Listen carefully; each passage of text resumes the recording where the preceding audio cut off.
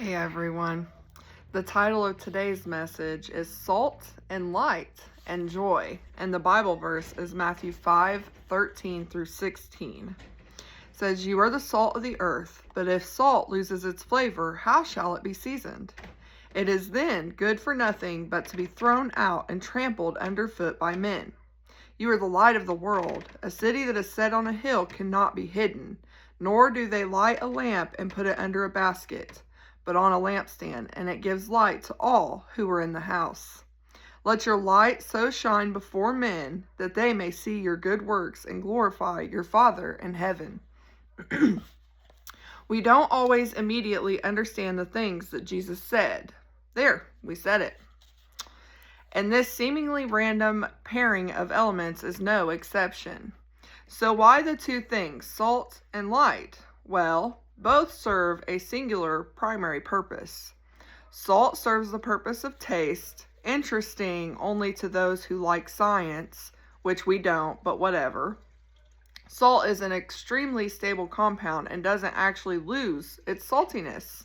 Salt is always salt.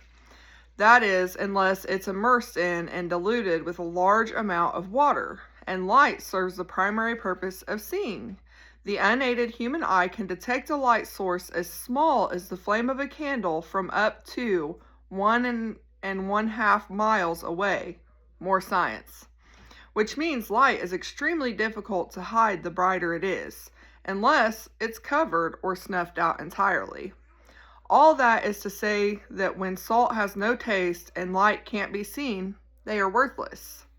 Jesus said his followers are to be salt and light, but more on that in a second, because that's not all that he said. In Matthew 5, Jesus was preaching a longer sermon that included an important preamble to his analogy of salt and light. In Matthew 5:11 through 13, he says, "Blessed are you when they revile and persecute you, and say all kinds of evil against you, and falsely for my sake.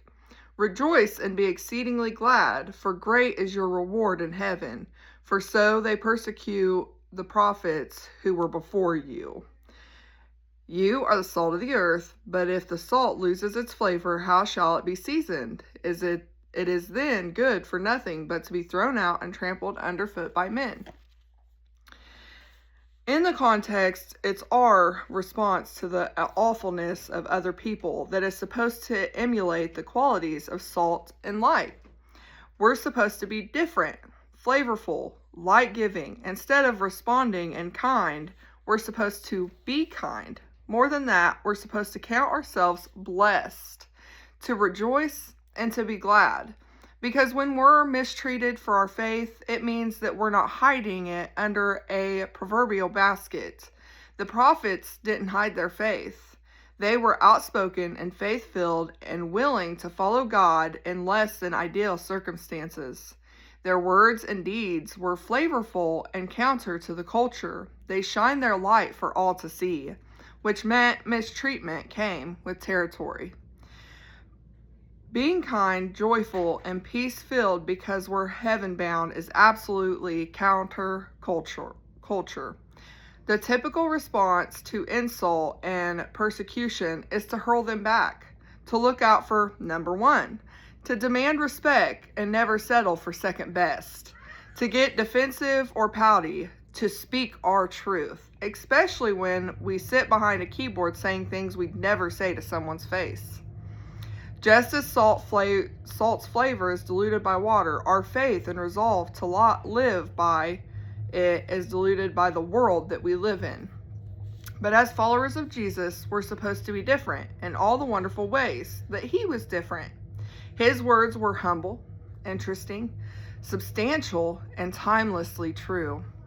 2,000 years later, they haven't lost their flavor. Amen for that. And his qualities still shine like the sun. People are drawn to him just like we're drawn out of darkness by light. He loved people. He prayed for those who persecuted him, and he ultimately died for the very people who mistreated him. He was joy-filled because he knew what lay beyond the moment, and we can be like him. Prayer focus for today. Ask God to reveal the ways that you've been behaving more like the culture you live in than like Jesus. Allow your effectiveness for Him to be diluted and your hope hidden. Allowing your effectiveness for Him to be diluted and your hope hidden. Ask Him to give you the wisdom and resolve to be saltier and more light-giving. And questions moving forward. In what ways have you allowed yourself to become less salty? In what ways have you hidden your light under a basket? Sometimes Christians mistake saltiness for being harsh, but Jesus linked being salty to responding in joy and love. In your own words, explain why. And can you think of one way or one specific person to whom you could be flavorful and light-giving to today? That's all that I have. I hope you all have a wonderful evening, and I will be back on here tomorrow. Thank you.